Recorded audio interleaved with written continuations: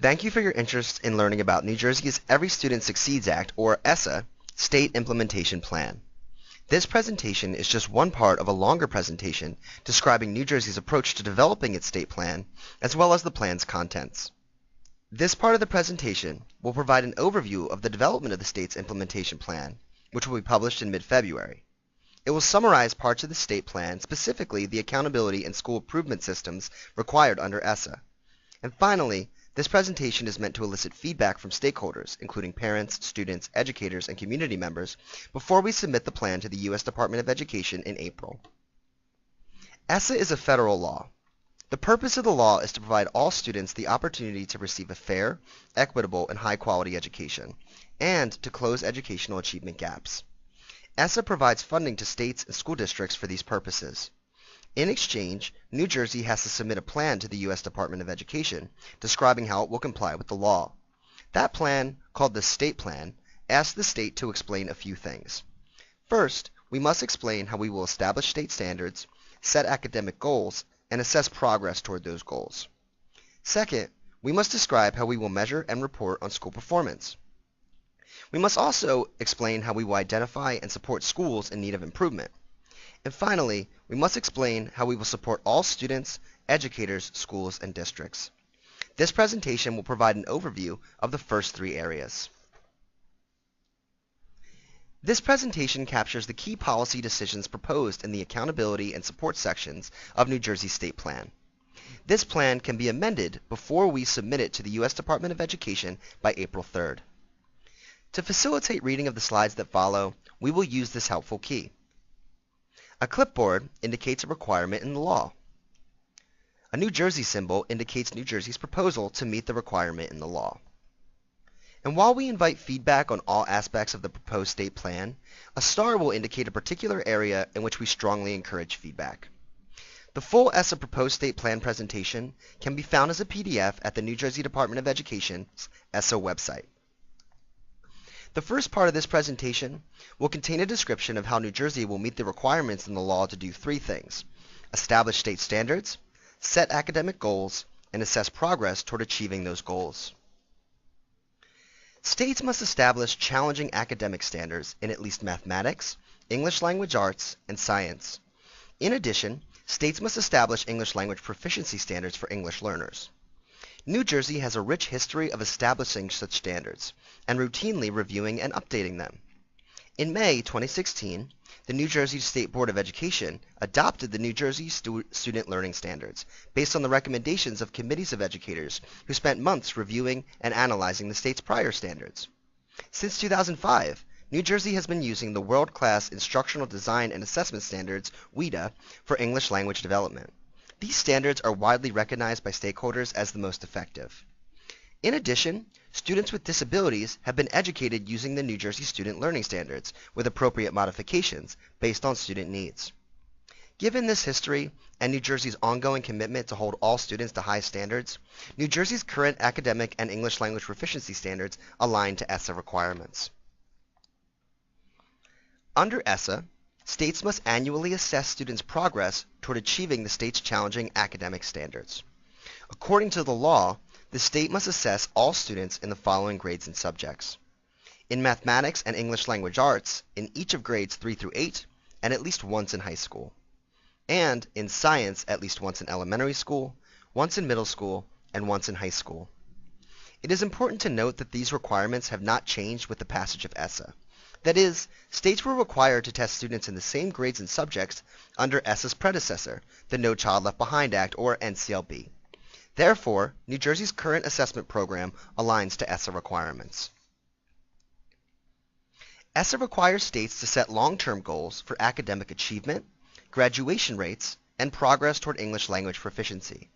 These goals must be the same for all schools, except graduation rates, which applies exclusively to high schools.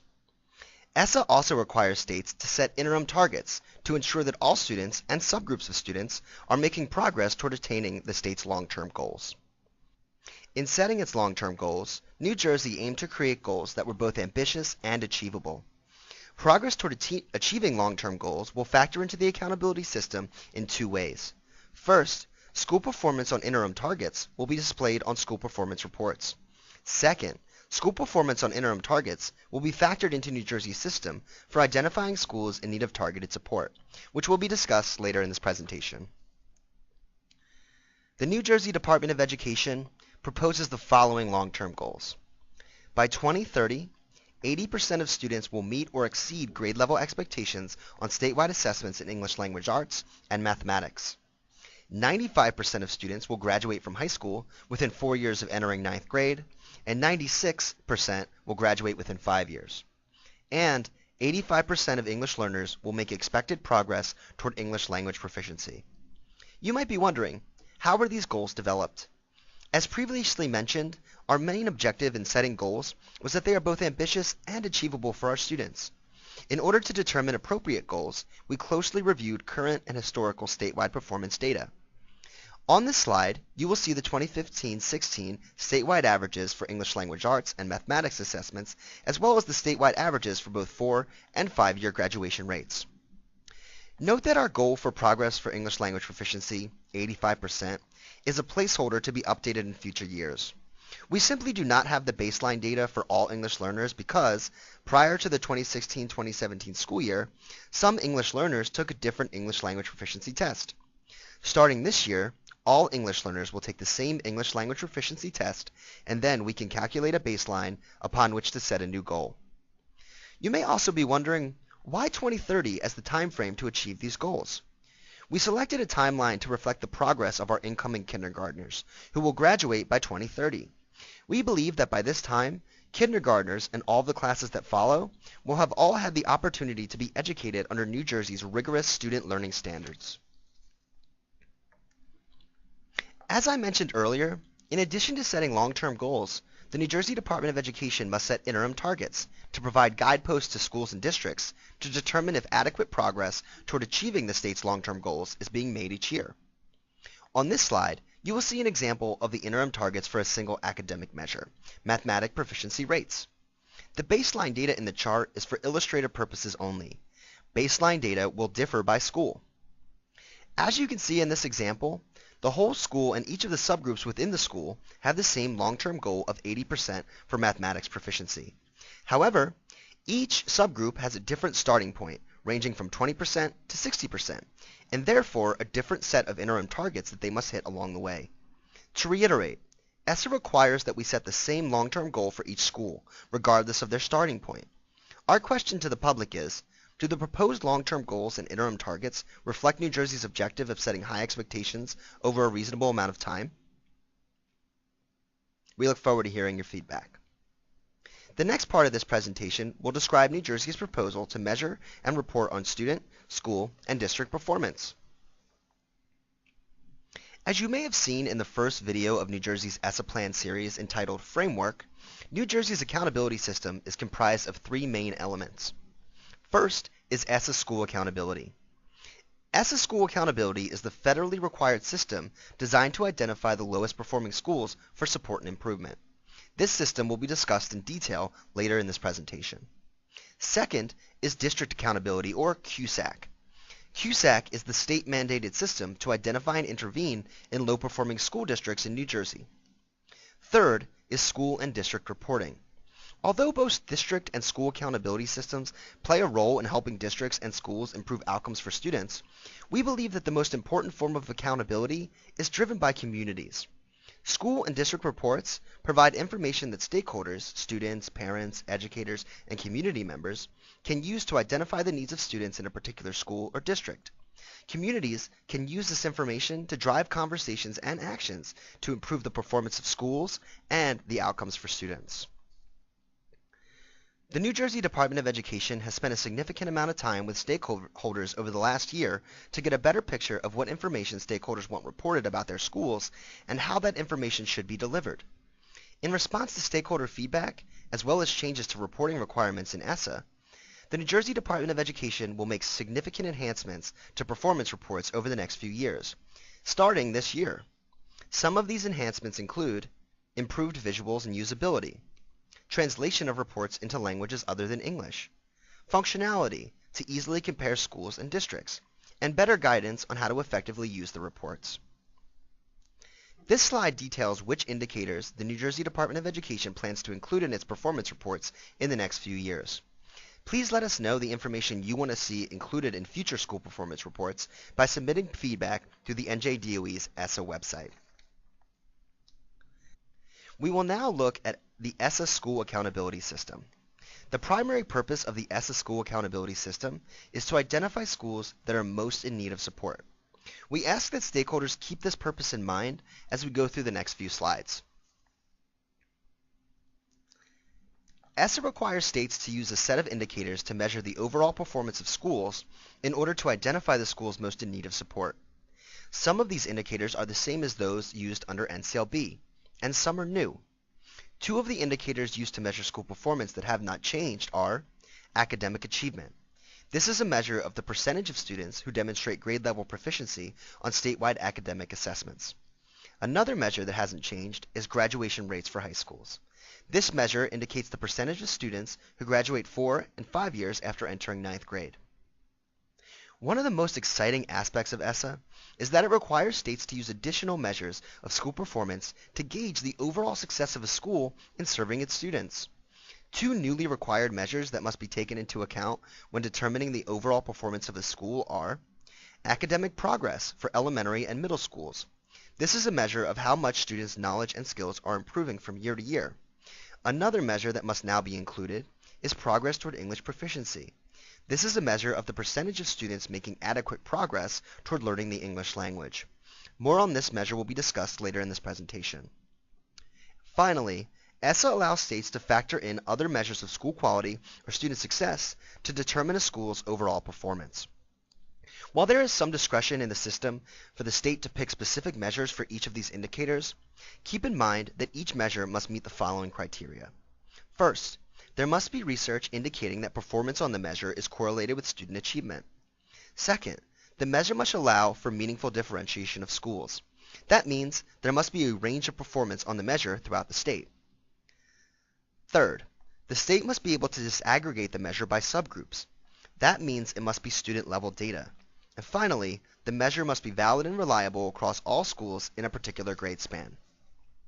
This slide describes the measures the New Jersey Department of Education is proposing to use for each of the new indicators of school performance required by ESSA. Keep in mind, these measures will be used along with academic achievement proficiency rates and graduation rates to determine a school's overall performance. For academic progress, the New Jersey Department of Education is proposing to use student growth percentiles, or SGPs. This measure shows academic progress by demonstrating a student's growth compared to students with similar prior test scores. SGPs are currently reported in New Jersey school performance reports. This measure will apply only to elementary and middle schools. For progress toward English language proficiency, we are proposing to use an English learner's progress on the Access for ELL's English language proficiency test. Each English learner will be expected to demonstrate approximately one level of growth per year on the test. This measure will apply to all schools. The next few slides describe the state's approach to determining which additional school quality or student success measure to use in its ESSA school accountability system. In collaboration with our stakeholders, we took several factors into consideration to determine which school quality or student success indicator or indicators would best help us identify schools in need of support. These considerations included evidence that the measure is supported by stakeholders, including parents, educators, and the broader community. Evidence that the measure is research-based and linked to student outcomes. Evidence that the measure is actionable at the school level. This means that if a school is not performing well on the measure, there are specific actions the school has the authority to take to improve performance. Evidence that the measure fairly represents schools in need of support. And finally, we must take into consideration whether data is currently available and meets the requirements of the law. For the first year of ESSA implementation, the New Jersey Department of Education is proposing using a measure of chronic absenteeism as its additional indicator of school quality and student success because it best meets the principles outlined in the previous slide. Chronic absenteeism will be defined as the percentage of students in the school who are not present for 10% or more of the total enrolled school days in a given school year. Research demonstrates what we know to be true. A student that does not come to school cannot learn. In addition, Research shows that students who miss a significant number of school days are less likely to be reading on grade level and are more likely to drop out of school. High levels of chronic absenteeism can also be one of the many indicators that a school is not providing a welcoming school climate. While this is our proposal for the first year of implementation, we are committed to ongoing conversations with stakeholders to explore including additional indicators in subsequent years. To summarize, in gray are the New Jersey Department of Education's measures for each indicator required in the ESSA school accountability system to determine overall school performance.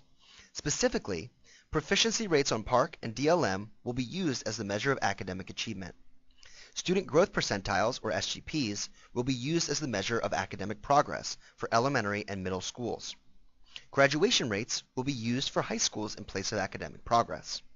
Performance on the Access for L's test will be used as the measure to determine a school's percentage of students making progress toward English language proficiency.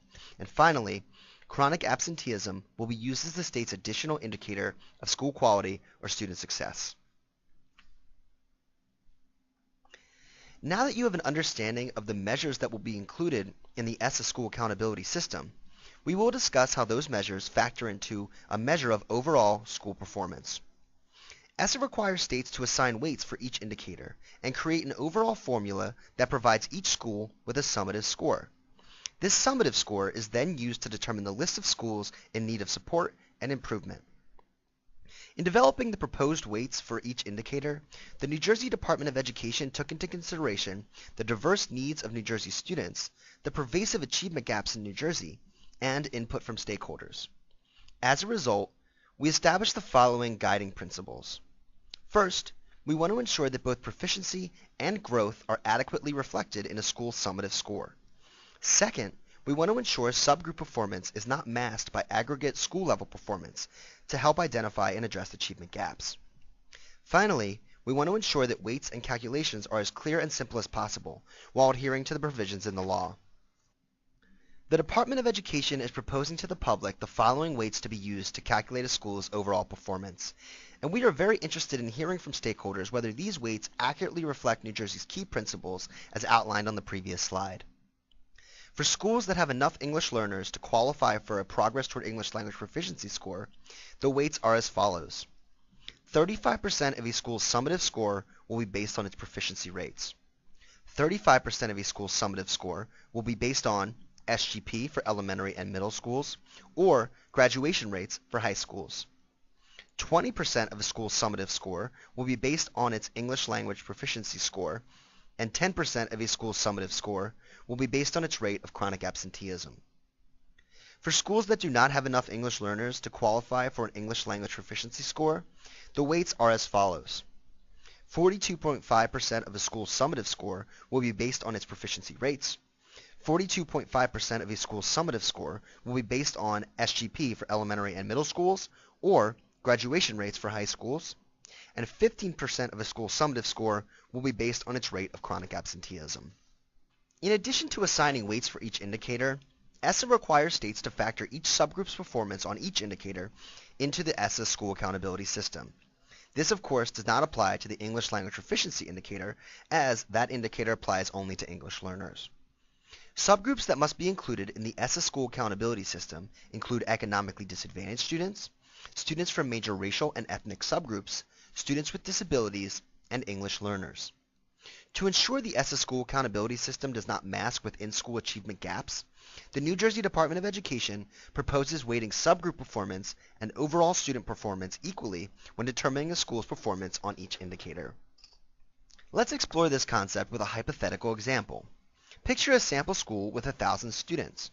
In the school, there are 3 subgroups of students. The first has 700 white students. The second has 300 African American students. And the third has 150 economically disadvantaged students, which includes both white and African American students. Now, let's look at the pie chart on the right. On the left side of the chart is the All Students category.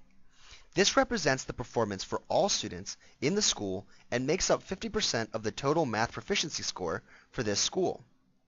On the right side of the chart, the remaining 15% gets distributed equally between each of the 3 subgroups. In other words, 50% is divided by 3, which makes each subgroup's weight 16.7%. What this graph is trying to illustrate is that even though each subgroup has a different number of students, each will factor in equally to the calculation. We believe that this process ensures that even if a subgroup is relatively small in relation to the student population, its performance factors meaningfully into the calculation to determine a school's performance on each indicator. We believe that this will make it easier to see and address within-school achievement gaps. Now that you have an understanding of how subgroups play a role in ESSA school accountability, we can discuss how a school's subgroups are determined. ESSA requires states to select a minimum threshold of students, or minimum N size, necessary for a particular group of students to be included in the school accountability system. Although all students are factored into a school's overall performance for each indicator, as you saw on the previous slide, if a certain subgroup of students, like students with disabilities or Hispanic students, meet the minimum N size, the subgroup's performance must be factored into the accountability system separately. When deciding on what N size to pick, the New Jersey Department of Education tried to balance two goals. First, we wanted to include as many subgroups as possible in the school accountability system. At the same time, we wanted to ensure that the N size is large enough to be statistically sound. In response to stakeholder input, the New Jersey Department of Education is proposing a minimum N size of 20 students for ESSA school accountability. At this N size, many more subgroups will be included than under the previous minimum N size of 30 students. Of note is that New Jersey will continue to maintain 10 as its minimum N size for school and district reporting. On this slide, you will see an example of how an N size of 20 would apply to a hypothetical school. This school has 10 total subgroups, but if you look at the column with the total number of students per subgroup, you will see that only 6 of these subgroups have 20 or more students. In this example, all students shown will factor into the overall school performance. However, only the 6 subgroups with 20 students or more will count separately as subgroups in the ESSA school accountability system. Now that we have looked at indicators, weights, and subgroups, we will discuss how participation rates on statewide assessments factor into the overall school accountability system. ESSA requires states to penalize in 2 different ways schools that fail to achieve at least a 95% participation rate on statewide assessments. First, because of how the law requires states to calculate proficiency rates, if a school fails to test at least 95% of students, some of the students who did not take the test will be counted as not proficient when calculating a school's proficiency rates. For example, if a school has 100 students and only 75 of them take the assessment, that means that 20 of the students who did not take the assessment must be counted as not proficient in the calculation of a school's proficiency rate. In short, schools' proficiency rates will be negatively impacted if they fail to test at least 95% of students. Just to reemphasize, this requirement is in the law, and the state has no discretion to amend this process. In addition to this penalty, the law requires states to impose a second penalty if fewer than 95% of students in a school are assessed. We believe that the law already imposes a significant penalty on schools for not meeting the 95% participation rate. For that reason, our proposal to meet this requirement is as follows. Failure to meet the 95% participation rate requirement will simply be indicated on a school performance report. ESSA requires states to measure 4-year cohort graduation rates, which measures the percentage of students who graduate within 4 years of starting 9th grade. In addition, states are allowed to include an extended year graduation rate. At the request of many stakeholders, we are proposing to use a 4-year graduation rate and a 5-year graduation rate to calculate a school's overall graduation rate. At the request of stakeholders, the 4- and 5-year rates will factor in equally to calculate a school's overall graduation rate. One of the more significant changes under ESSA is that it elevated attention to English learners, or ELLs, by adding a measure of progress toward English language proficiency to determine a school's overall performance. There were several decisions New Jersey had to make regarding how to address the needs of this growing subgroup. To do so, we reviewed New Jersey data and solicited input from stakeholders. The first decision New Jersey had to make was how it would measure progress toward English language proficiency, and how it would weigh that indicator when determining a school's overall performance. New Jersey will measure English learners' progress toward English proficiency using the Access for ELLs assessment, which is a speaking, listening, reading, and writing test that determines a student's level of English language proficiency. School performance will be based on the percentage of English learners who achieve approximately one level of growth on the Access for L's assessment each year. The second decision New Jersey had to make was whether it would utilize continued and new flexibilities in the law regarding how it includes English learners in its testing and accountability system. New Jersey is proposing to utilize both of the flexibilities provided in the law, which include allowing English learners who enrolled in schools for less than 1 year to sit out one administration of the state's English language arts assessment. This is current practice in New Jersey, and we are simply proposing to continue it.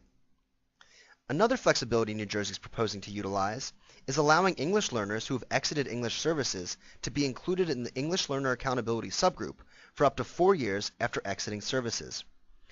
Previously, we included these students in the subgroup for just 2 years. Moving forward, we will include them for up to 4 years. We would love to hear from stakeholders regarding whether New Jersey should be taking full advantage of these flexibilities. The final section of this presentation will describe New Jersey's system for identifying and supporting schools in need of improvement. States must use the ESSA school accountability system to identify schools in need of comprehensive support and improvement and targeted support and improvement. Schools in need of comprehensive support and improvement are, by and large, the schools with overall low performance based on the indicators and weighting system described earlier in this presentation. As required by law, this category will include Title I schools whose overall performance ranks it among the bottom 5% of schools. This category will also include any high school with a graduation rate below 67%. And finally, this category will include Title I schools who are identified as in need of targeted support and improvement and who have not improved over 3 or more years. Schools in need of targeted support and improvement are schools that are struggling to meet the needs of one or more subgroups of students. It is possible that schools in this category could be relatively high performing overall, but may just be struggling to serve the needs of a subset of students. As required by law, this category will include schools with one or more subgroups whose overall performance would rank it among the bottom 5% of schools, and schools with one or more subgroups that are consistently underperforming, according to the state's definition. New Jersey is proposing that, to be consistently underperforming, a subgroup must meet a combination of criteria, including missing interim targets for achieving the state's long-term goals and falling below the state averages on all indicators. This slide demonstrates the process for identifying schools in need of comprehensive support and improvement described in the previous slide. If you would like to walk through the steps in this process, you may access the PDF of this presentation at the New Jersey Department of Education's ESSA website. This slide demonstrates the process for identifying schools in need of targeted support and improvement described 2 slides back. If you would like to walk through the steps in this process, you may access the PDF of this presentation at the New Jersey Department of Education's ESSA website. In New Jersey, great work is being done at the state, district, and school level to improve student outcomes. We understand that this work is sometimes not as aligned or coordinated as it could be. To focus on the most critical needs of students and reduce burden on schools and districts, the New Jersey Department of Education will try to do 3 things. We will aim to align or eliminate duplicative reporting requirements. We will work to create a cohesive set of supports from our state entities. And we will provide more timely and relevant data and tools so our educators can make decisions that are in the best interest of students. To accomplish these goals, New Jersey plans to transition to a tiered system of support for schools to ensure schools are receiving the appropriate level of support given school performance as indicated through the ESSA accountability system. This tiered system will be comprised of 3 levels of support. Level 3 will be the most intensive level of support. Districts with schools identified as in need of comprehensive support and districts with a significant number of schools in need of targeted support will receive this level of support. These districts may also have considerable challenges identified through the New Jersey QSAC. Support at this level will be led by regional teams and include other NJDOE staff and external support where appropriate based on district, school, and student needs. Level 2 support will be provided to districts with schools identified as in need of targeted support and to districts that have been identified through a New Jersey QSAC review as in need of limited support. This level of support will include coaching by the New Jersey Department of Education or, where appropriate, other professional development as determined by district, school, and student needs. Level 1 support is a general and universal level of support provided by the New Jersey Department of Education to all schools and districts. This will include the provision of guidance materials, trainings, and other supports to ensure schools and districts are empowered to make decisions to best meet students' needs. The New Jersey Department of Education welcomes feedback on any ESSA policies proposed in this presentation, and particularly on the topics asked about through the starred questions. To provide general and specific feedback, or to find additional information and resources, please visit the NJDOE's ESSA website at www.state.nj.us/education/ESSA/. Don't forget the last slash. For questions and concerns, please contact New Jersey Department of Education staff directly at essa@doe.state.nj.us. Thank you so much for taking the time to view this presentation. We look forward to working with all stakeholders to effectively implement ESSA in New Jersey.